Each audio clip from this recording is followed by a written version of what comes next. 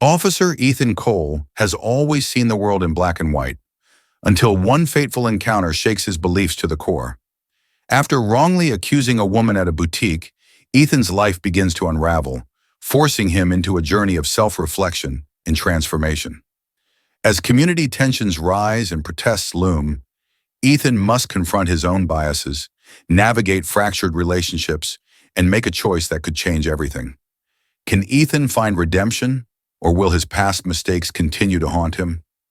Comment below your thoughts on redemption, and don't forget to subscribe for more stories of change, challenge, and second chances. Hit the notification bell to stay updated. Officer Ethan Cole sat behind the wheel of his squad car, his fingers drumming absently on the steering wheel. The quiet suburban street stretched out before him, lined with immaculate lawns, white picket fences, and luxury sedans parked neatly in driveways.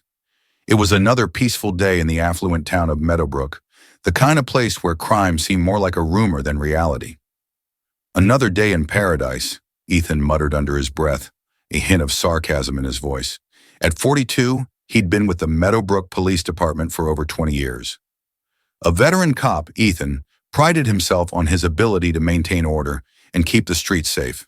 He'd spent his career chasing down petty criminals, breaking up domestic disputes, and ensuring Meadowbrook remained the idyllic suburban dream that it was. But things had changed. Recently, the town had seen an influx of new residents, people who didn't fit the image Ethan had grown used to. He wasn't sure how he felt about that. Sure, Meadowbrook was still safe, but Ethan couldn't help but feel like the town was losing its identity. And with the changes in population came changes in policing. There were new initiatives, community outreach, implicit bias training, and other buzzwords that made Ethan roll his eyes. His radio crackled, interrupting his thoughts. All units report of loitering near the Meadowbrook Plaza. Group of teenagers, possible disturbance. Ethan's eyes narrowed as he shifted the car into drive. Meadowbrook Plaza was the town's upscale shopping district, filled with boutique stores and designer brands. The place catered to wealthy clientele, and the last thing the town needed was a group of teenagers causing trouble. He had a gut feeling about these things, and his gut was almost always right. As he approached the plaza, Ethan saw a group of teens hanging out near the entrance to a high-end clothing store. They weren't doing anything overtly wrong, just laughing and talking, but something about their appearance set him on edge. Baggy clothes, loud laughter, a bit too much swagger. He slowed the car, watching them closely. They didn't fit. That was it. They didn't fit in here, and that made Ethan uneasy. He parked the car across the street, still keeping an eye on the group. One of the younger officers on patrol, Officer Sarah Jacobs, pulled up beside him. "Everything okay, Ethan?" she asked, stepping out of her car. "Yeah, just keeping an eye on things," Ethan replied, nodding toward the teens. Sarah followed his gaze, then shrugged. "They're just hanging out." Ethan scoffed. "Yeah, for now. But you know how these things go. One minute, they're loitering. The next, someone's running out of that store with a handbag." Sarah frowned but didn't argue. She was one of the new recruits who had come up through the ranks in the age of sensitivity training and community policing. Ethan respected her as an officer, but he knew she didn't have the same instincts he did. He'd seen things she couldn't imagine. "I'm just saying," Sarah continued, "not everyone is up to something just because they're hanging around. Sometimes they're just kids." "Maybe," Ethan muttered, but he wasn't convinced. He'd been a cop long enough to know when something was off. He could feel it in his gut, and his gut had never failed him before. As the teens moved on, Ethan's tension didn't ease. The town was changing, and he didn't like it. Something was always lurking beneath the surface, waiting to tip the balance. He had to stay vigilant, even if others didn't see it. Ethan's patrol continued through the morning, the quiet monotony settling in again. He thought about the day's briefing. Captain Daniel Lawson emphasized the importance of building trust within the community, especially given the recent changes in town demographics. "Policing is more than just enforcing the law," the captain had said, his stern eyes sweeping over the room. "It's about building relationships. We can't expect the community to trust us if we don't take the time to understand them." Ethan had almost laughed. He wasn't about to go soft just to make people feel good. The law was the law, plain and simple. There were no gray areas. You broke the law, you faced the consequences. It was that straightforward, and Ethan had spent his entire career operating under that belief. As the afternoon sun hung high in the sky, Ethan decided to take a pass through Meadowbrook Plaza again. The plaza was busy with shoppers, many of them wealthy residents of the town, walking between high-end stores with designer shopping bags swinging from their hands. The latest luxury cars gleamed in the parking lot. Ethan cruised slowly down the street, his eyes scanning the storefronts. Most of the stores were filled with Meadowbrook's usual crowd, affluent women, retirees, and young professionals. But one person caught his attention. A black woman stood near the entrance of Leighton's Couture, a high-end boutique known for its exclusive clientele and designer goods. She wasn't dressed like the store's typical customer. Her outfit was casual, a simple blouse, jeans, and flats. Nothing like the polished, wealthy women who usually frequented the place. Ethan frowned, his instincts kicking in. She was standing close to the window display, her eyes scanning the items inside. To most people, it might have looked harmless window shopping, but Ethan couldn't shake the uneasy feeling that crept over him. She doesn't belong here. Ethan parked his squad car nearby and watched her closely. After a few moments, the woman stepped inside the store, disappearing from view. Ethan sat there for a moment, drumming his fingers on the wheel. Something about the situation wasn't right. He could feel it. He stepped out of the car and crossed the street, heading toward Leighton's Couture. When he entered the boutique, the smell of expensive perfume hit him immediately. Soft classical music played overhead, and the store was immaculate. Polished marble floors, sparkling chandeliers, and designer handbags neatly displayed on glass shelves. Ethan spotted the woman near the back of the store, her fingers trailing over a silk scarf on display. She picked up the scarf, admiring it for a moment before setting it back down. Ethan's muscles tensed as he watched her move from one item to the next. She hadn't bought anything yet, just touched things, examined them, and moved on. To the average person, it might have looked like innocent browsing, but to Ethan, it seemed suspicious. He felt his heart rate quickened as the woman tried on a pair of designer sunglasses, admiring her reflection in a nearby mirror. She doesn't look like she can afford any of this.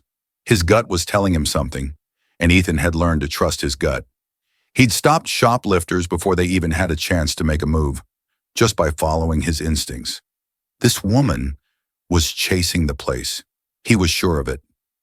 Ethan's hand moved to his belt, his fingers brushing against his handcuffs. Better to stop this now, he thought, before she had a chance to act.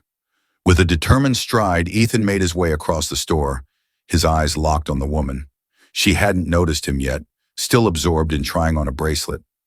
As he approached, other shoppers in the store glanced his way, their curiosity piqued by the sight of a uniformed officer. The woman finally noticed him when he was just a few steps away. Her eyes widened slightly, surprise evident on her face. "Ma'am," Ethan said, his voice gruff and authoritative. "What are you doing here?" The woman blinked, clearly taken aback by his sudden approach. "I'm just shopping," she said, her voice calm but confused. "Is there a problem?" Ethan's eyes narrowed. "Shopping, huh? It looks more like loitering to me.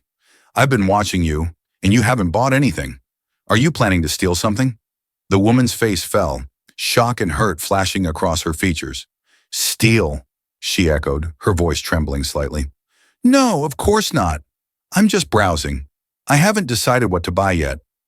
"Yeah, right," Ethan muttered under his breath. "Let me see some ID.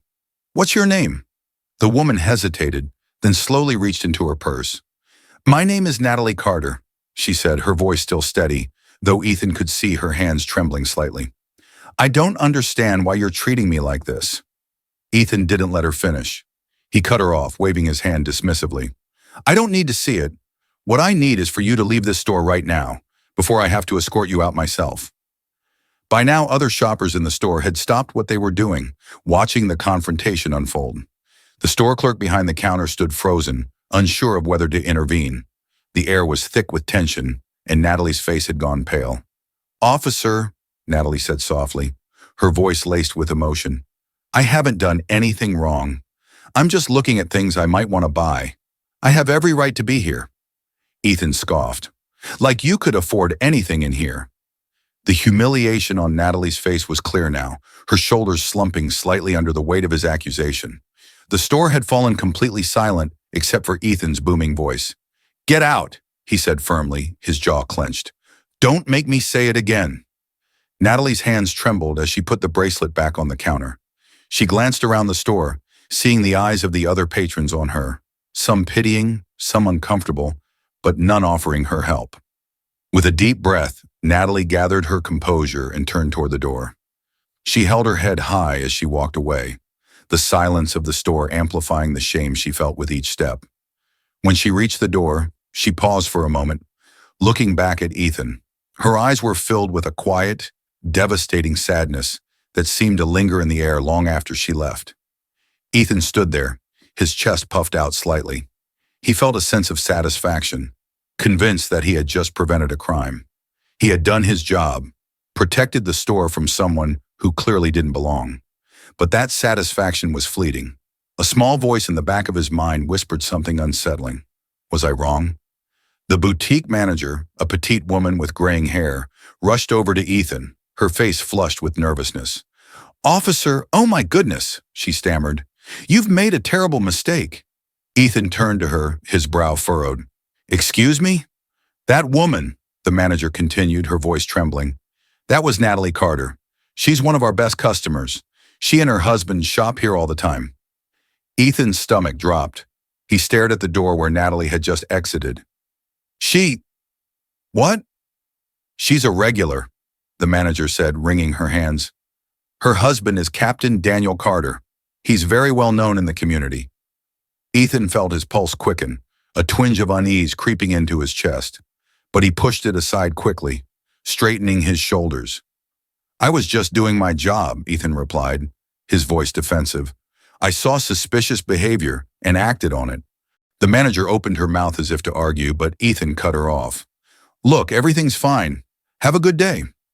Without waiting for a response, Ethan turned and strode out of the store, trying to shake the feeling of doubt gnawing at him. He had done the right thing, he was sure of it. But as he walked back to his patrol car, that small seed of doubt refused to be silenced. Ethan sat behind his desk at the precinct, staring blankly at the paperwork in front of him. His mind wasn't on the forms. He kept replaying the incident at Leighton's Couture. The way Natalie had looked at him, shocked, hurt, and confused, kept flashing through his mind. The boutique manager's words echoed too, reminding him of who Natalie really was, Captain Daniel Carter's wife. That detail made Ethan uneasy. He had known Daniel for years. The man had been with the department for as long as Ethan had. They weren't close, but Ethan respected him, and now he had humiliated Daniel's wife in public. Ethan shifted in his chair, trying to push the thought away. He had done his job, hadn't he? It wasn't his fault that Natalie looked suspicious. Anyone with half an eye could have seen the same thing. She didn't belong in that store, and he had acted accordingly. But the more Ethan tried to justify his actions, the more uncomfortable he felt. He hadn't seen her steal anything. Hell, he hadn't even given her a chance to explain herself before he demanded she leave. Was that fair? A sharp knock on the door pulled him out of his thoughts. "Come in," Ethan called, sitting up straighter. The door swung open, and to Ethan's surprise, Captain Daniel Carter stepped into the room. His tall, broad-shouldered figure filled the doorway, and his usually calm face was set in a hard, unreadable expression. Ethan's heart skipped a beat. "Captain," Ethan said, rising to his feet, "I didn't expect—" Daniel held up a hand, cutting him off. "Sit down, Cole. We need to talk." Ethan sat, his pulse quickening. Daniel closed the door behind him and took the chair across from Ethan, leaning forward, his elbows resting on his knees. "I think you know why I'm here," Daniel began, his voice calm but carrying a weight that made Ethan's stomach tighten. "This is about what happened yesterday, with my wife." Ethan's mouth went dry. He hadn't expected this conversation to happen so soon, or at all. "I was just doing my job, Captain," Ethan said quickly, trying to control the nervous edge in his voice. "She looked suspicious. I thought she might be shoplifting." Daniel's eyes narrowed, but his voice remained measured. "And what exactly about her looked suspicious, Cole?" Ethan hesitated, searching for the right words. She wasn't dressed like the other customers. She didn't seem like she could afford anything in that store. For a moment, Daniel didn't respond. He just stared at Ethan, his face a mask of restraint. So because she wasn't dressed in designer clothes, you assumed she was a criminal? Daniel asked quietly, his voice dangerously low. Ethan's defenses shot up. It wasn't just that. She was acting strange, touching things, picking them up, but not buying anything.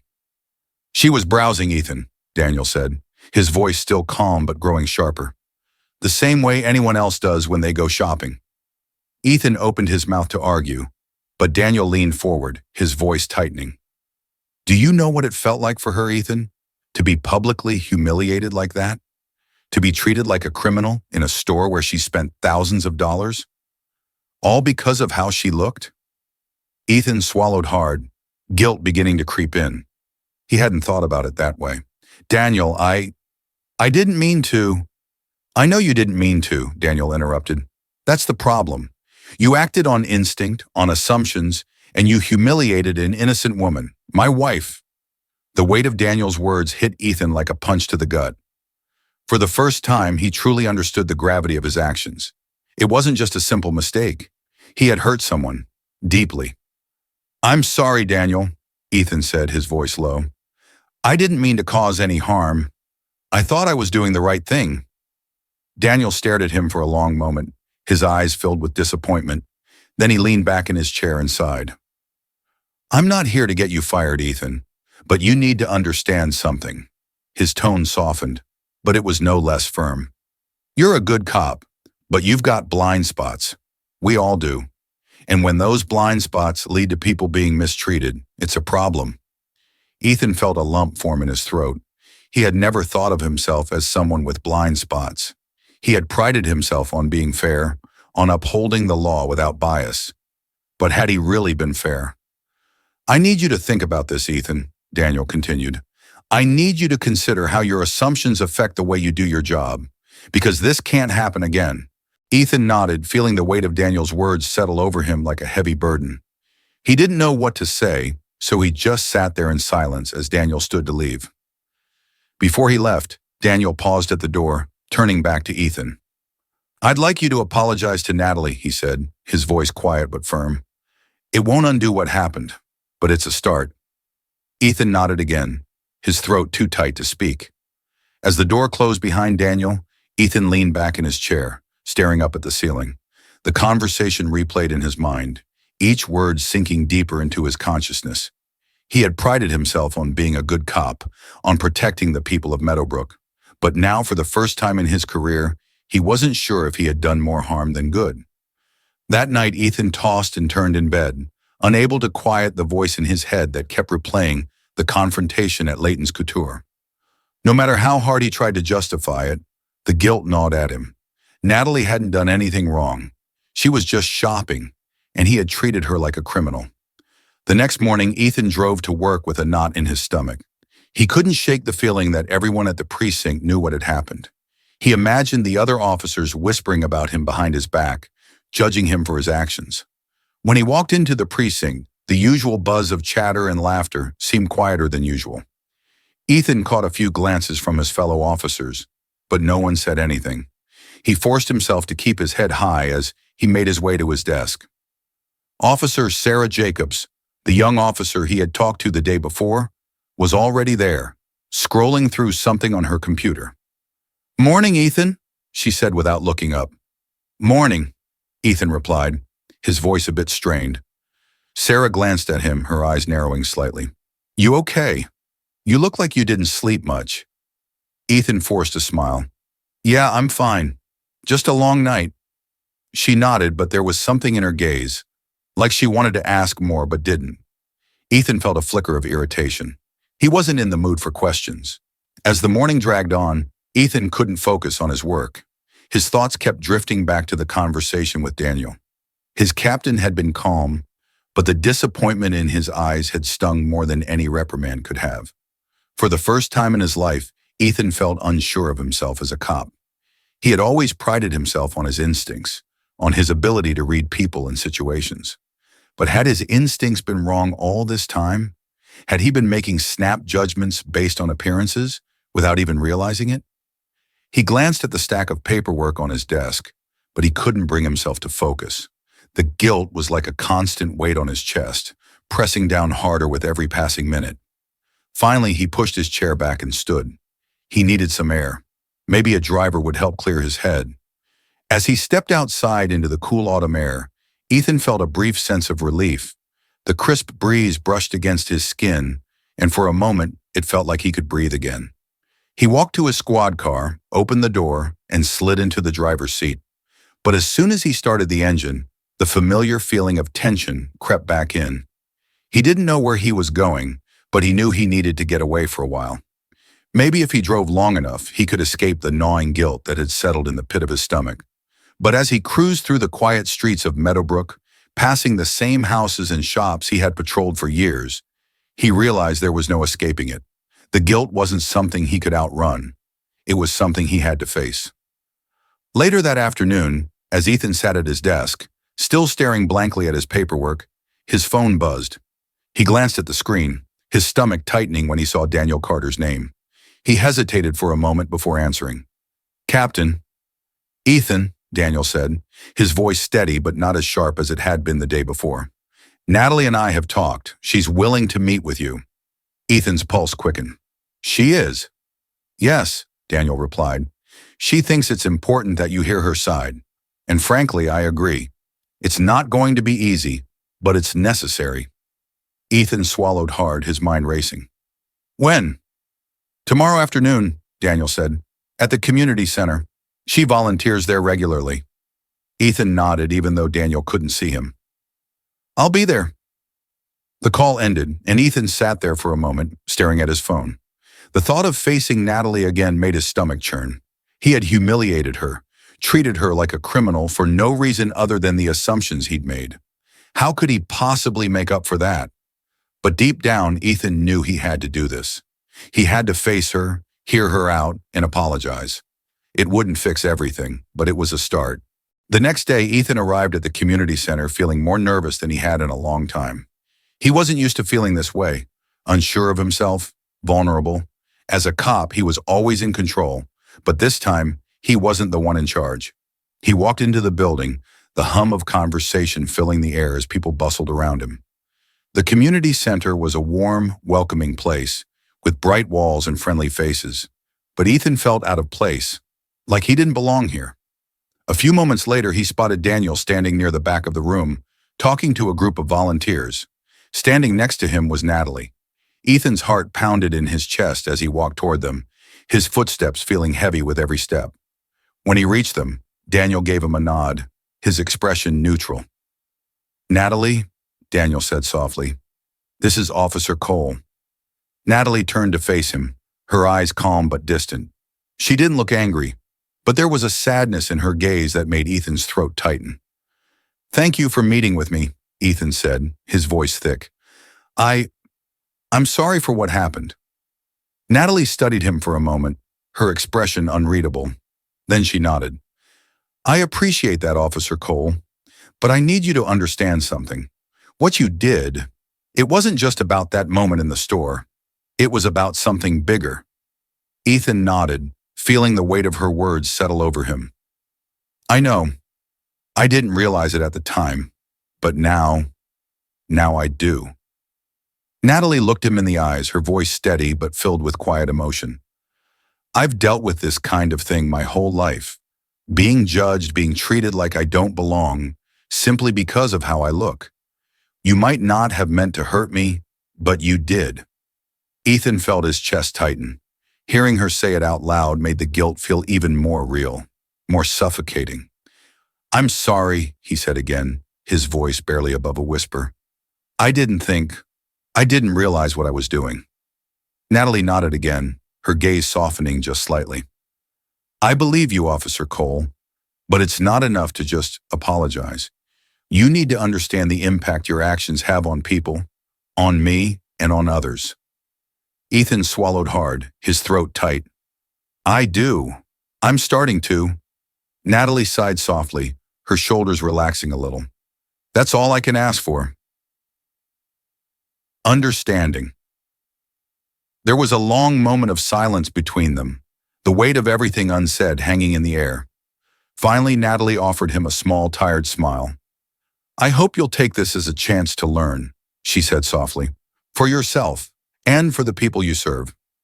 Ethan nodded, feeling a strange mixture of relief and guilt. "I will." As the conversation ended, Ethan walked away from the community center with a heavy heart but a newfound determination. This wasn't the end of the journey. It was only the beginning. Ethan stared at the address Daniel had sent him, sitting in his patrol car, parked outside the community center. The old brick building wasn't anything special, just another modest facility tucked away on the quiet side of town. But as he watched people walking in and out, families, young kids, elderly folks, he felt something shift inside him. This wasn't the world he usually saw. It wasn't Meadowbrook's shiny facade with its manicured lawns and high-end boutiques. It was the community beneath the surface, the one that didn't often get a second glance from people like him. And now Ethan was about to step into it. He had agreed to join the community outreach program, led by Natalie, as a way to start making amends for his actions. Part of him wasn't sure why he was here. Maybe it was the guilt, gnawing at him ever since the incident at Leighton's Couture. Or maybe it was something deeper, a need to prove to himself that he wasn't the person Natalie and Daniel had seen that day. Taking a deep breath, Ethan got out of the car and walked toward the entrance. The sounds of laughter and chatter echoed through the hallways as he made his way inside. The center was bustling with activity kids playing in a small rec area, adults sitting at tables working on crafts, a group of volunteers setting up chairs for an event later that evening. He felt out of place in his police uniform. No one else here wore anything resembling authority. Everyone was dressed casually, comfortably, blending into the community they served. Ethan's badge felt heavier than usual, a visible marker that set him apart. As he stood awkwardly near the entrance, scanning the room, he spotted Natalie in the far corner, talking to a group of women. She hadn't seen him yet, and for a brief moment, Ethan considered leaving. He could just walk out, tell Daniel it wasn't the right time. He wasn't ready. But then Natalie looked up, her eyes meeting his from across the room. There was no anger there, no lingering resentment, just a calm, steady gaze, the same quiet dignity she had carried during their first confrontation. She smiled slightly, nodding for him to come over. Ethan took a deep breath and walked toward her. "Officer Cole," Natalie greeted him, her voice warm but professional. "Thanks for coming." "Just Ethan," he said, shifting uncomfortably.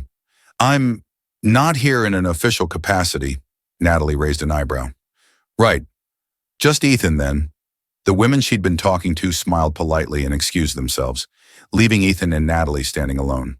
"This must be a little different from your usual beat," Natalie said, glancing around the busy center. Ethan nodded, his eyes following hers. "Yeah, it is. I don't usually see this side of things."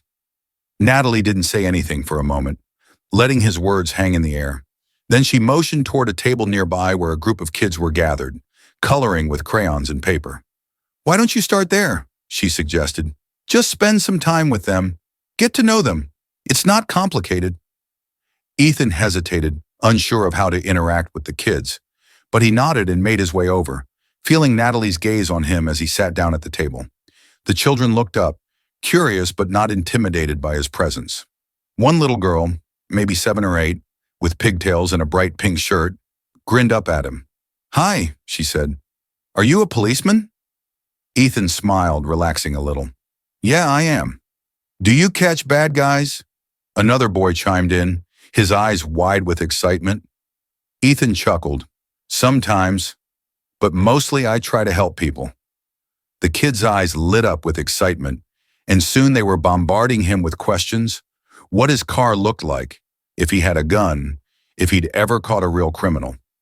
It was a far cry from the intense interactions he was used to, and for the first time in a long while, Ethan felt a genuine connection to the people he was serving.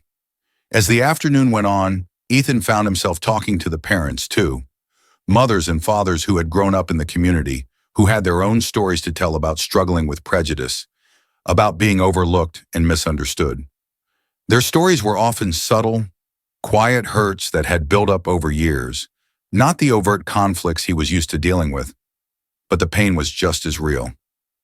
The more he listened, the more Ethan realized how little he knew about the people he had spent his career protecting. The next few days at the community center followed the same pattern.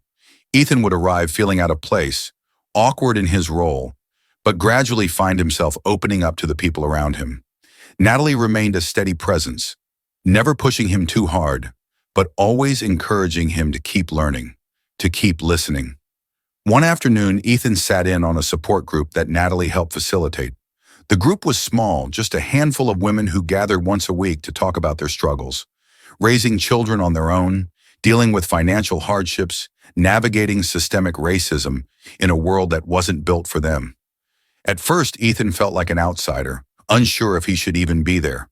But as the women began to share their stories, he found himself leaning forward, listening more intently than he ever had before. One woman, Rachel, spoke about being followed by store employees every time she went shopping, how she had learned to avoid certain places because she didn't want to deal with the assumptions people made about her.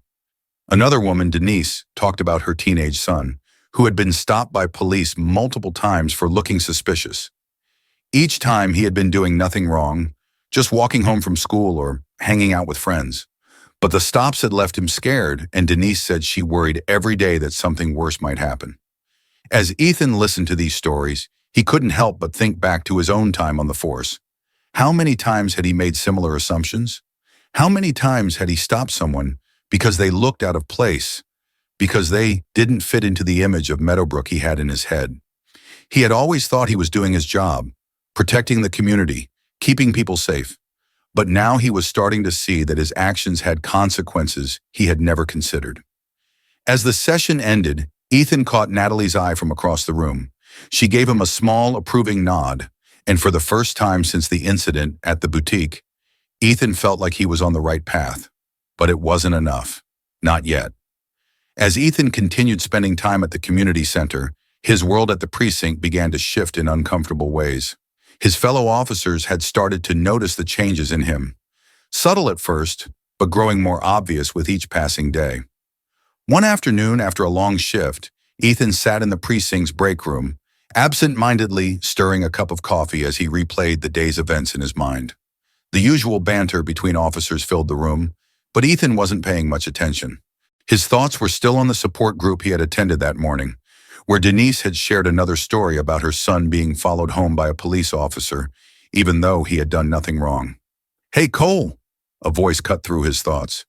Ethan looked up to see Officer Rick Malone, a burly cop with a thick Boston accent and a no-nonsense attitude.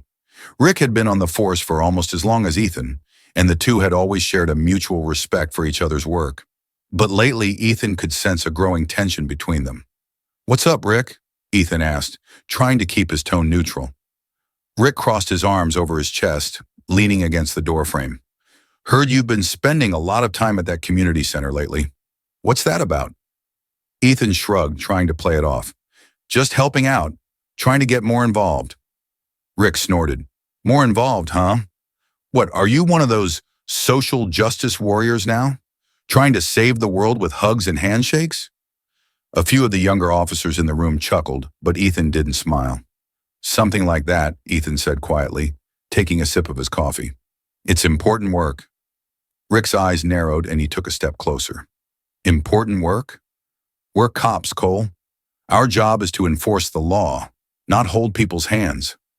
Ethan set his cup down, feeling a flicker of anger rising in his chest. "Maybe we could do both."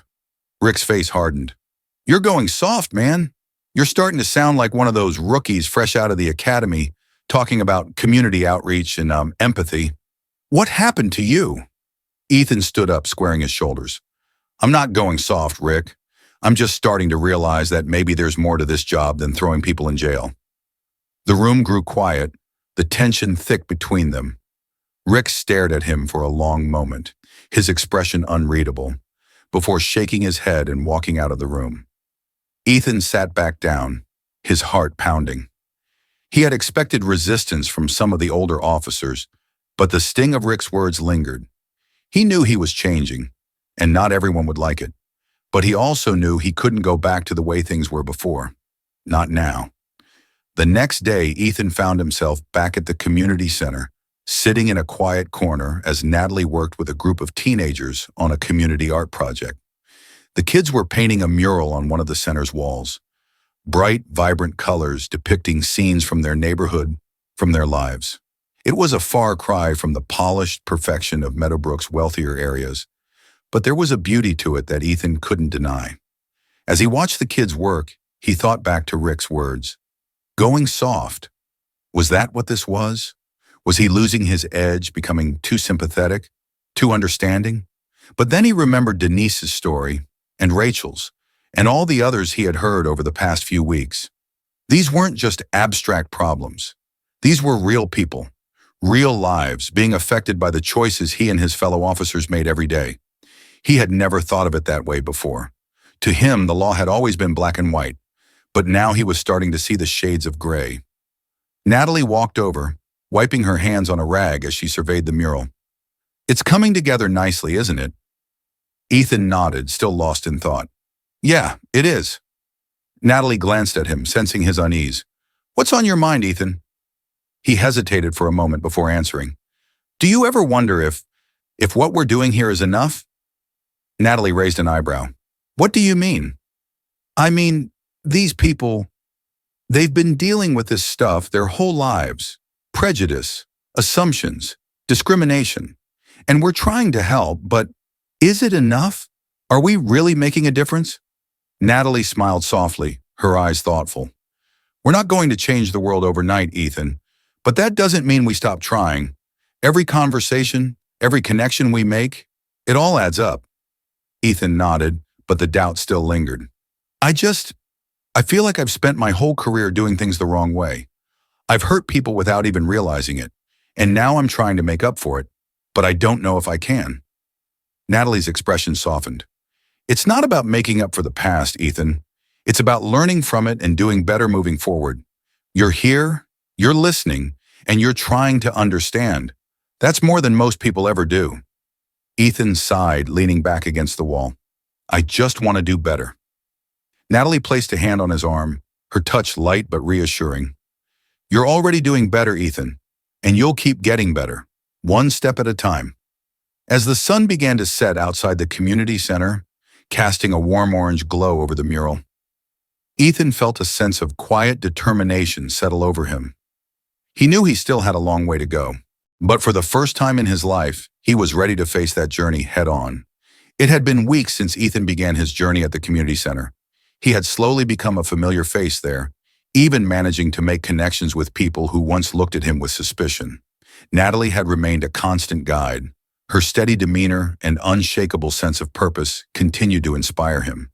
But outside the center's walls, things in Meadowbrook were changing, and not for the better. One evening, as Ethan was finishing up his patrol, his radio crackled to life. All units, we have a report of an incident near Meadowbrook High School. Possible assault, suspect fled on foot.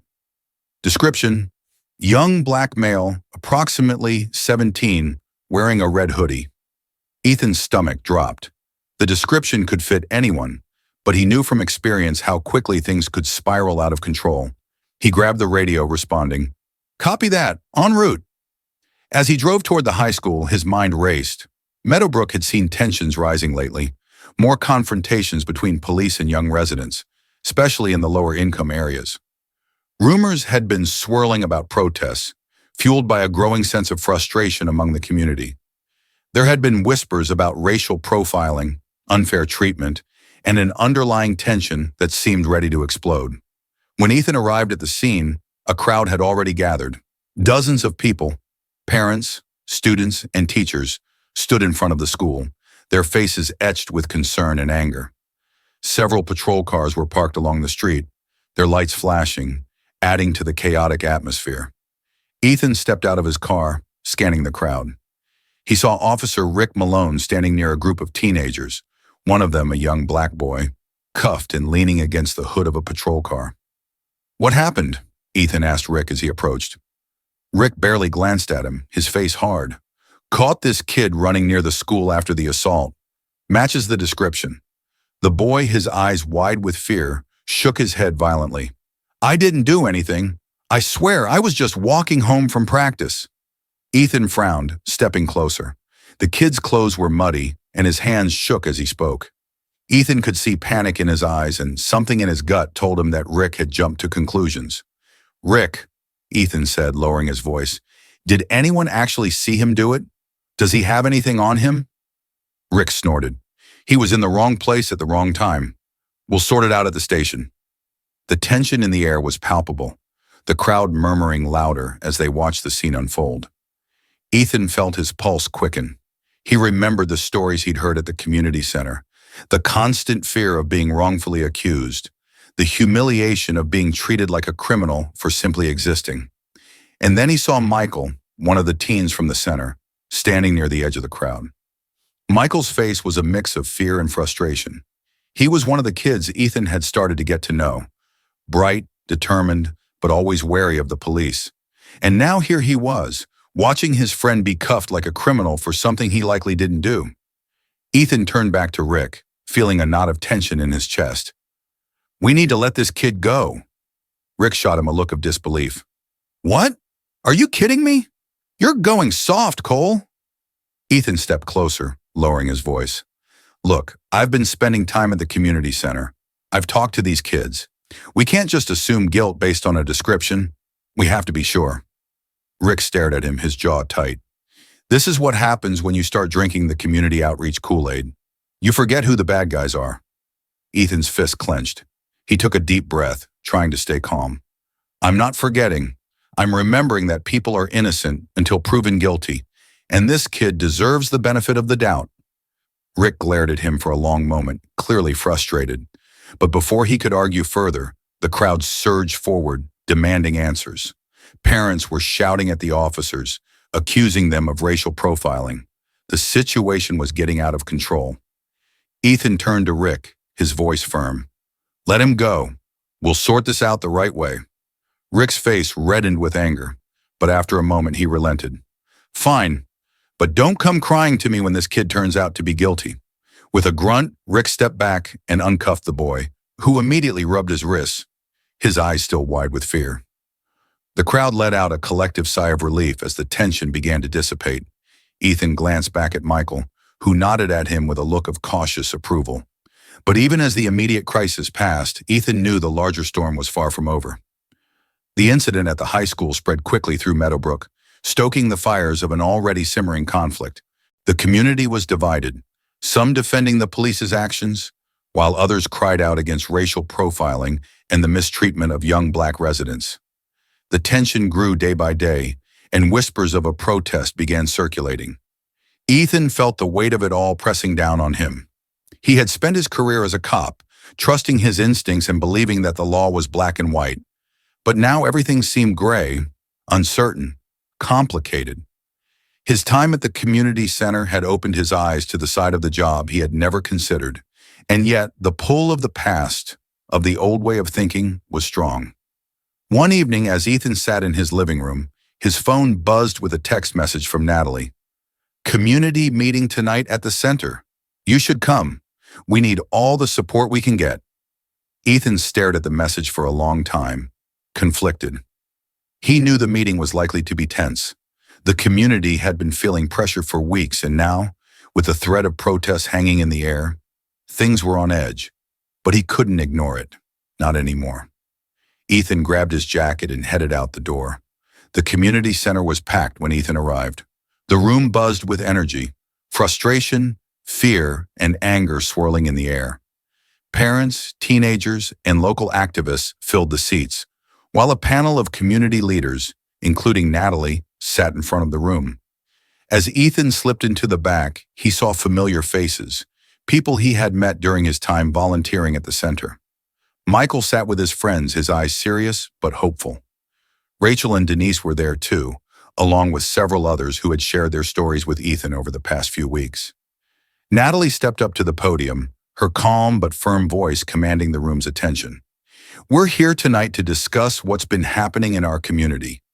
The incident at the high school is just one example of a larger problem. Racial profiling, unfair treatment, and a lack of trust between our police and our residents. These are issues we've been dealing with for too long." Murmurs of agreement rippled through the crowd. "We're not here to place blame, Natalie continued. We're here to find solutions. But we can't ignore the fact that many of our young people are living in fear.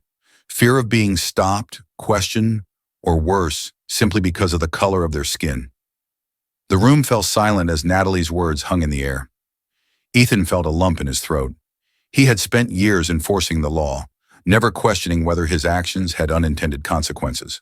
But now, sitting in this room, surrounded by the people he had once judged, he couldn't deny it any longer. He had been part of the problem. As the meeting continued, community members stood up to share their stories. A young man talked about being stopped 3 times in the same week, each time for no reason other than fitting the description. An elderly woman tearfully recounted how her grandson had been arrested for a minor infraction that escalated because of the way he was treated. Each story hit Ethan like a blow, chipping away at the certainty he had once felt about his role as a cop. When the last speaker finished, Natalie stepped forward again, her gaze sweeping the room. We need change. We need action. But most of all, we need understanding. This isn't just about law enforcement. It's about building trust. It's about acknowledging the biases that exist and working to break them down. Ethan's chest tightened as he listened. Natalie wasn't wrong, but the road ahead felt impossibly long, and he wasn't sure he had the strength to walk it. In the days that followed the meeting, the strain between Ethan's old world and the new one he was beginning to understand grew even more intense. Tensions at the precinct were at an all-time high. Officers like Rick Malone were fed up with what they saw as political correctness interfering with real police work, while younger officers like Sarah Jacobs were pushing for reform and more community-focused policing. Ethan found himself caught in the middle. One afternoon, while going over some paperwork at his desk, he overheard a heated argument between Rick and Sarah in the break room. This whole community outreach nonsense is going to get someone killed, Rick was saying, his voice dripping with frustration. We're supposed to be enforcing the law, not making friends with criminals. Sarah's voice was sharp with indignation. It's not about making friends, Rick. It's about building trust. If the community doesn't trust us, how are we supposed to do our jobs effectively? Rick scoffed. Trust? Since when do criminals care about trust? You're living in a fantasy world, Jacobs. Ethan clenched his jaw, his hands tightening around the pen he was holding. He had always respected Rick, but lately his friend's rigid mindset had become harder to stomach. Ethan knew he needed to speak up, to defend the progress he had been making. But the words stuck in his throat. He wasn't sure if he was ready to take that step, to fully align himself with the new way of thinking. But he also knew he couldn't go back to the way things were before. Later that day, after his shift ended, Ethan found himself driving to the community center again. He wasn't sure why. Maybe it was just the need to be around people who understood what he was going through. People like Natalie, who could see the bigger picture. When he arrived, the center was quieter than usual, but Natalie was there, working with a few volunteers to set up for an upcoming event. She smiled when she saw him, wiping her hands on a rag as she approached. Hey, she said softly, how are you holding up? Ethan sighed, running a hand through his hair. I don't know. It feels like everything's falling apart. The precinct, the community, me. Natalie's smile faded and she nodded, understanding. Change is hard, Ethan, especially when you've spent so long seeing the world a certain way. But you're making progress. Don't forget that. Ethan shook his head, frustration gnawing at him. It doesn't feel like enough. I'm stuck between these two worlds, and I don't know where I fit anymore. Natalie reached out, placing a hand on his arm. It's not about fitting into a world, Ethan.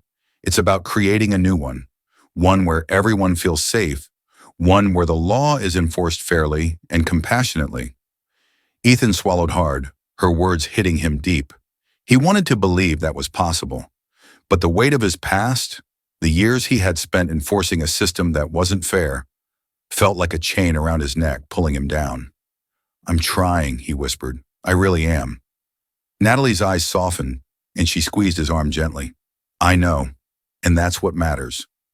As the days passed, rumors of a protest became more than just whispers. The community was gearing up for a peaceful march, demanding justice and accountability from the police. But tensions were high, and there was a growing fear that things could escalate. Ethan found himself in the middle of it, torn between his duty as a police officer and his loyalty to the people he had come to care about at the community center. The precinct was preparing for the protest, with officers like Rick ready to crack down hard if things got out of hand. Ethan knew that if things went wrong, it could destroy any progress that had been made. Trust was fragile, and one wrong move could shatter it completely. The night before the protest, Ethan sat at his kitchen table, staring at his badge. It had once been a symbol of pride for him, a sign that he was a protector, a guardian of the law. But now it felt like a reminder of everything he had done wrong. His phone buzzed with a text from Sarah. "Be careful tomorrow. It could get ugly." Ethan sighed, rubbing a hand over his face. He knew she was right. The protest was a powder keg, and all it would take was one spark to set it off. But he couldn't back down now. He had to see this through, no matter how hard it was. He had to believe that change was possible. The day of the protest dawned gray and tense. Ethan stood in front of his mirror, pulling on his uniform, feeling the familiar weight of the badge pressing against his chest. Today it felt heavier than ever. The badge that had once symbolized order and protection now felt like a burden, a reminder of the responsibility he carried both to the law and to the community he was trying to rebuild trust with. Ethan knew the protest was necessary. The people had a right to be heard. They were tired of being ignored, tired of being profiled and treated unfairly. He had heard their stories firsthand at the community center, and now he understood the depth of their pain. But as an officer, he also knew how quickly things could spiral out of control. There were already whispers among the precinct. Some officers were expecting the worst. Rick Malone had made it clear that he wasn't going to go easy on anyone if things got heated. Ethan had overheard him and a few others talking about the protest as if it were a battlefield, a place where they were ready to bring down the hammer.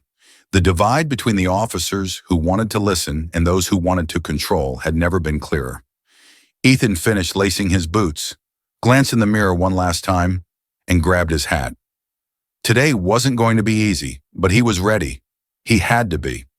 When Ethan arrived at the protest site, the air was thick with anticipation.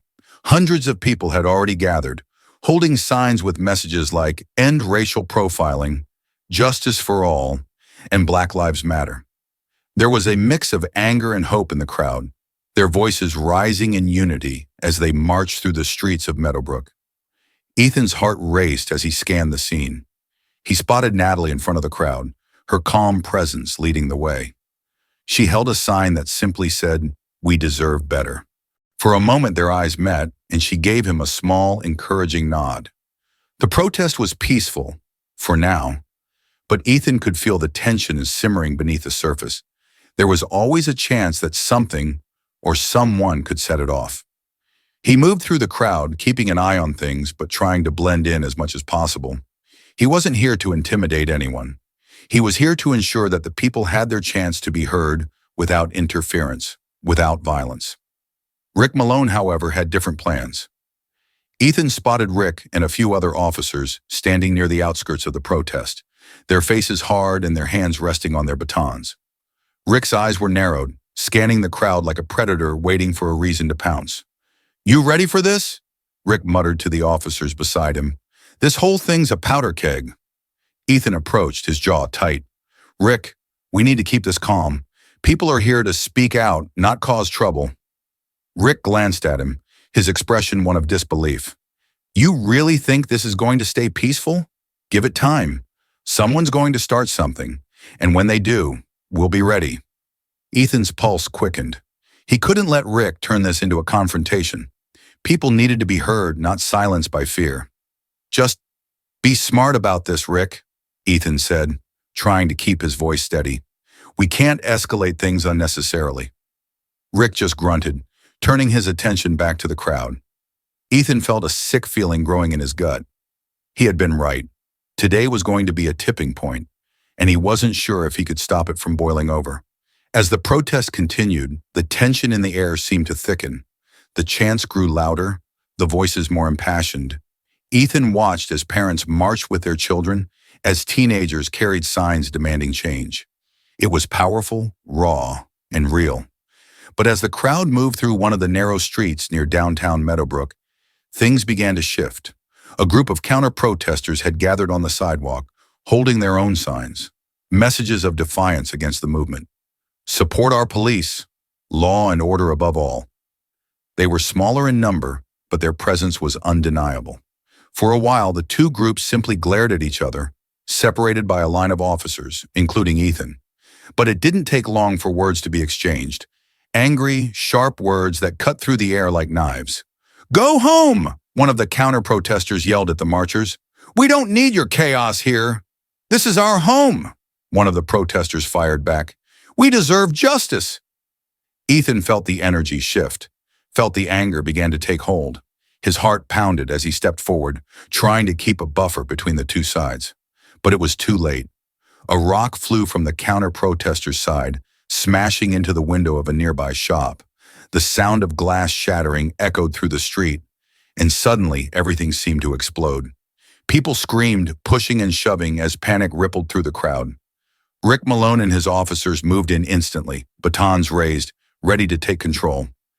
Ethan's heart raced as he saw Rick push a young black man to the ground, pinning him there with his knee. "Stay down," Rick barked, his face twisted with anger. But the boy wasn't resisting. He was scared, terrified. "Rick, stop!" Ethan shouted, rushing over to pull him back. "He's not fighting. Let him go." Rick glared up at Ethan, his face red with fury. "Back off, Cole. We're taking control." Ethan's blood boiled. This wasn't about control. This was about fear, about the fear Rick and others like him felt when they saw people demanding change, demanding justice. But Ethan wasn't afraid, not anymore. He grabbed Rick's arm, pulling him away from the boy. "You're making it worse. We need to de-escalate, not escalate." Rick yanked his arm away, but the damage was done. The crowd was surging, the panic growing. Ethan looked around, trying to find a way to calm things down. He spotted Natalie, who was trying to guide people away from the chaos, her face filled with determination. But then, in the middle of the chaos, Ethan saw Michael, the teenager from the community center, caught in the fray. He was being pushed around, jostled by the crowd, his eyes wide with fear. And then Ethan saw one of the officers, Officer Mason, a newer recruit, moving toward Michael with his baton raised, ready to strike. Time seemed to slow. Ethan's instincts kicked in, and he moved without thinking. He sprinted toward Michael, throwing himself between the boy and the officer just as the baton came down. Pain exploded in Ethan's side as the baton connected with his ribs, sending him stumbling. But he stayed on his feet, shielding Michael with his body. "Stop!" Ethan shouted, his voice hoarse. "He's just a kid." The officer froze, his eyes wide with confusion. The crowd around them paused, the chaos momentarily broken by Ethan's intervention. Ethan turned to Michael, his breath coming in sharp, painful gasps. "Get out of here, Michael," he said quietly. "Go." Michael stared at him, his face filled with shock and gratitude. Without another word, he nodded and disappeared into the crowd. Ethan stood there, gasping for breath, his ribs throbbing with pain. Around him, the protest was beginning to calm, the officers pulling back as the protesters regrouped. But the damage had been done. Ethan turned to Rick, who stood a few feet away, his face filled with disbelief. "What the hell are you doing, Cole?" Rick demanded. "You're supposed to be on our side." Ethan shook his head, his vision blurry with pain and adrenaline. "I'm on the side of justice, Rick. That's the only side I'm on." Rick stared at him for a long moment, his expression hardening. "You've lost it," he muttered, turning and walking away. But Ethan didn't care. For the first time, he felt like he had truly found himself. The aftermath of the protest was a blur. The streets of Meadowbrook were quiet once again, but the echoes of what had happened still lingered in the air. The protest had been peaceful for the most part, but the moment of violence, the surge of fear, had left a mark. Ethan spent the next few days recovering from his injuries, bruised ribs and a few cuts from the chaos of the protest. But the physical pain was nothing compared to the weight of everything he had learned in the past few months. He had been part of the system that had caused so much harm, and now he was trying to be part of the solution. But the road to redemption wasn't easy. He knew that. He knew there would always be people like Rick, who saw the world in black and white, who couldn't understand the need for change. But he also knew there were people like Natalie, Michael, and the others at the community center, people who were fighting for a better future, for justice, for understanding. A few days after the protest, Ethan returned to the community center. When he walked through the doors, he was greeted with warm smiles and nods of approval. The people here had seen what he had done. They had seen him stand up for what was right. Natalie met him in the hallway, her expression soft but proud. "You did good, Ethan," she said quietly. Ethan shook his head, a lump forming in his throat. "I didn't do enough. Not yet." Natalie smiled, placing a hand on his shoulder. "You did enough for today, and tomorrow you'll do more." Ethan looked into her eyes and saw the quiet strength that had carried her through so much. She had faced prejudice and injustice her whole life, and yet she still believed in the possibility of change. That belief had carried her through every battle, every hardship, and now it was carrying him too. The next morning, Ethan stood in front of a group of young recruits at the precinct, his hands shaking slightly as he began to speak. He had been asked to give a talk about community policing and the importance of building trust with the people they served. "Being a cop is about more than just enforcing the law," Ethan began, his voice steady but filled with emotion. "It's about understanding the people in your community. It's about empathy. It's about justice, not just for some, but for everyone." He looked out at the faces of the young officers, their expressions a mix of curiosity and respect. Ethan had been where they were, fresh out of the academy, eager to prove himself. But now he knew that the real work wasn't about proving anything. It was about listening. It was about learning. "You're going to make mistakes," Ethan continued. "I've made more than I can count. But the important thing is that you learn from them, that you take responsibility, and that you always strive to be better." When he finished, the room was silent for a moment. Then slowly the recruits began to clap. Ethan felt a sense of pride swell in his chest. Not pride in himself, but pride in the journey he had taken. He wasn't the same officer he had been before. He wasn't the same man.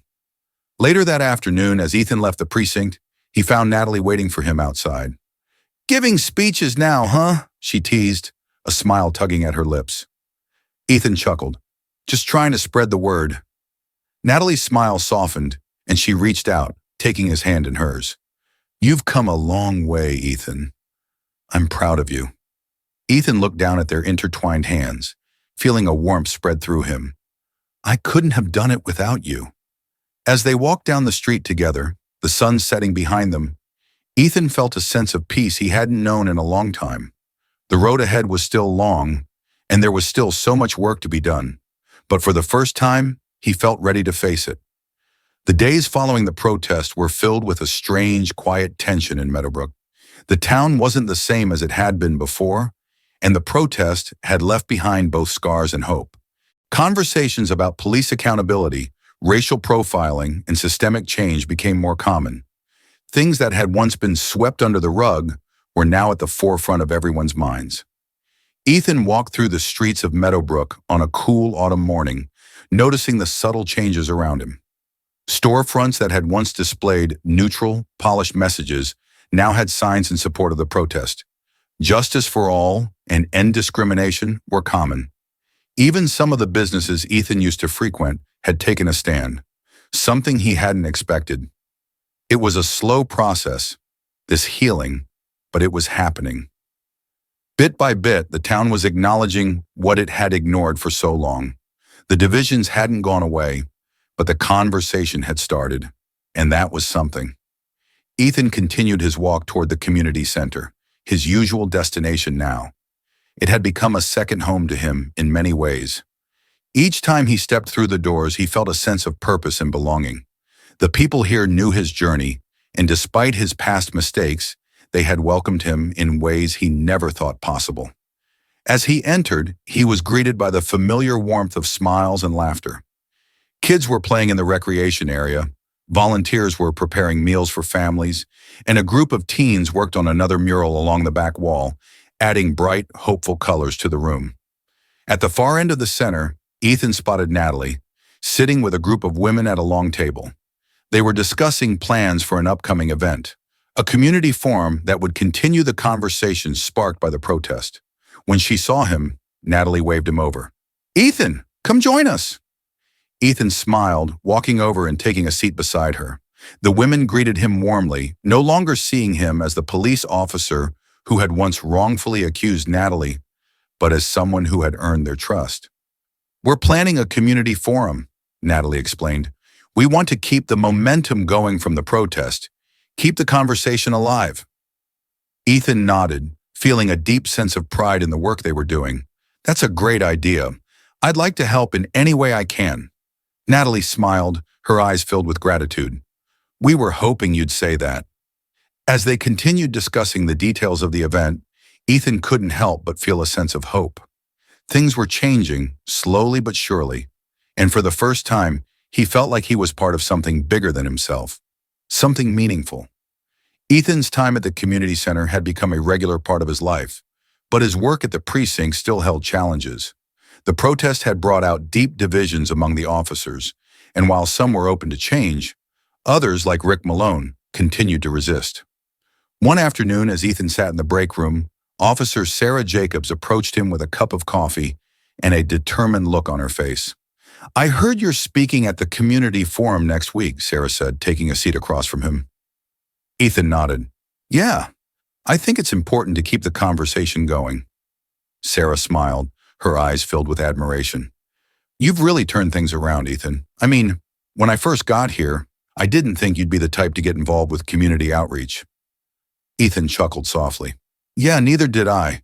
But sometimes you realize that the way you've been doing things isn't the only way, or the right way." Sarah sipped her coffee, her expression thoughtful. "I think a lot of the younger officers look up to you now. You've shown that it's possible to change, even after years on the job." Ethan felt warmth spread through him at her words. It hadn't been easy, but knowing that his journey was having a positive impact on others gave him a sense of fulfillment he hadn't felt in years. Just as they were finishing their conversation, Rick Malone entered the break room, his face set in a hard scowl. He grabbed a cup of coffee and glared at Ethan from across the room. "Still on your community outreach crusade, Cole?" Rick muttered, his tone dripping with sarcasm. Ethan set his cup down, turning to face Rick. "Yeah, Rick, I am. And it's making a difference." Rick's scowl deepened, and for a moment Ethan braced himself for another argument. But instead, Rick just shook his head in frustration. "You're wasting your time," Rick said, his voice low. "People don't change. You think these programs are going to fix everything, but they won't." Ethan met Rick's gaze steadily. "It's not about fixing everything overnight. It's about doing the work, one step at a time." Rick didn't respond. He just turned and left the room, leaving behind a tense silence. Sarah looked at Ethan, her eyes filled with concern. "He's not going to change, is he?" Ethan sighed, leaning back in his chair. "I don't know. Some people aren't ready to see things differently. But you're not giving up," Sarah said softly. Ethan smiled faintly. "Number, I'm not." As the days passed, Ethan spent more time at the community center, preparing for the forum and continuing his work with the people he had come to care about.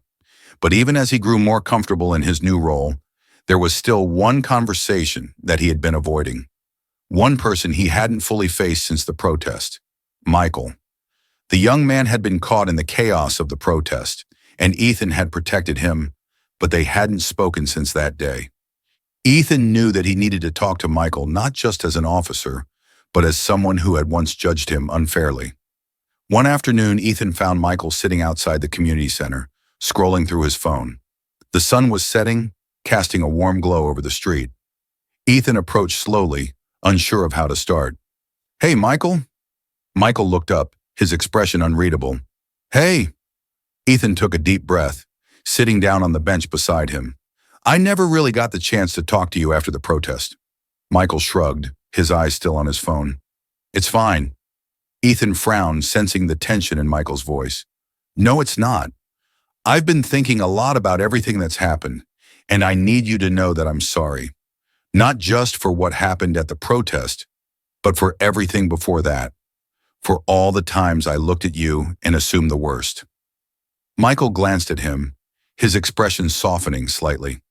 "I know you're trying to change, Officer Cole, and I appreciate what you did for me at the protest, but it doesn't erase all the times I was scared of people like you." Ethan swallowed hard, the weight of Michael's words settling over him. I know, and I can't undo the past, but I can promise you that I'm doing everything I can to make things right. Michael nodded slowly, his eyes thoughtful. I've seen you at the center. I know you're trying. There was a long pause as they sat together, the sounds of the city around them. I don't expect you to forgive me right away, Ethan said quietly, but I hope that one day we can build some trust. Michael looked at him for a long moment before finally speaking. Maybe, but trust isn't easy to build. You have to earn it. Ethan nodded, a quiet determination settling over him. I'm willing to do the work. The day of the community forum arrived, and the center was filled with people from all walks of life. It wasn't just the regulars. This time, there were city officials, local business owners, and even a few police officers, curious about the changes that were happening in Meadowbrook. As Ethan walked through the doors, he felt a sense of pride in how far the community had come. This forum wasn't just a reaction to the protest. It was a proactive step toward building something better. And for the first time in a long time, Ethan felt like he was part of the solution. He took a seat near the front of the room, waiting for the forum to begin. Natalie was already on stage, preparing her notes, while Michael sat in the audience, surrounded by his friends. The atmosphere was one of hope and determination. People were ready to talk, ready to listen, and ready to work toward a better future. When it was Ethan's turn to speak, he stood and made his way to the front of the room. The crowd fell silent, all eyes on him. Good evening, Ethan began, his voice steady.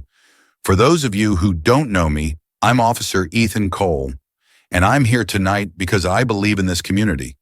He paused, taking a deep breath before continuing. A few months ago, I made a mistake. I let my assumptions and my biases guide my actions, and I hurt someone. But that mistake changed me. It made me realize that I had a lot to learn and that I needed to do better. Ethan glanced at Natalie, who nodded encouragingly. I've spent the last few months working with this community, listening to your stories and understanding the challenges you face. And what I've learned is that real change doesn't happen overnight. It happens one conversation at a time, one action at a time. The crowd was silent, hanging on his every word. I'm not perfect, Ethan admitted. I've made mistakes and I'll probably make more in the future. But I'm committed to doing the work. I'm committed to being part of the solution, not part of the problem. When he finished, the room erupted in applause. Ethan felt a wave of emotion wash over him. Not pride, but gratitude. Gratitude for the opportunity to grow, to change, and to make things right. As the forum continued, Ethan sat back and listened to the voices of the community. Voices that had once been silenced but were now demanding to be heard. In the weeks following the forum, the changes in Meadowbrook became even more noticeable. The relationships between the police and the community were still fragile, but there was a new sense of openness and accountability. Officers were more engaged with the people they served, and the community was starting to trust the system again, slowly but surely. Ethan's life had taken on a new rhythm. He still worked his shifts at the precinct, but his time at the community center had become just as important. He spent his days working with people, building bridges, and trying to make amends for the mistakes he had made. One evening, as Ethan prepared to leave the center, Natalie stopped him at the door. You've come a long way, Ethan, she said, her voice soft but filled with pride. Ethan smiled, his heart full. I couldn't have done it without you. Natalie smiled back, her eyes filled with warmth. We've all been on this journey together. As Ethan walked out into the cool evening air, he felt a sense of peace. His journey wasn't over, not by a long shot. There would always be more work to do, more mistakes to learn from, more bridges to build. But for the first time in his life, he knew he was on the right path. And that was enough. If you were moved by Ethan's story of growth and change, don't forget to subscribe to the channel for more stories that explore the power of transformation, empathy, and understanding. Together, we can continue to shed light on the stories that matter and spark the conversations that lead to a better future. And if you enjoyed the story, be sure to like the video, share it with someone who needs to hear this message, and hit the notification bell so you won't miss any of our upcoming content. Let's keep the dialogue going, because real change begins with all of us.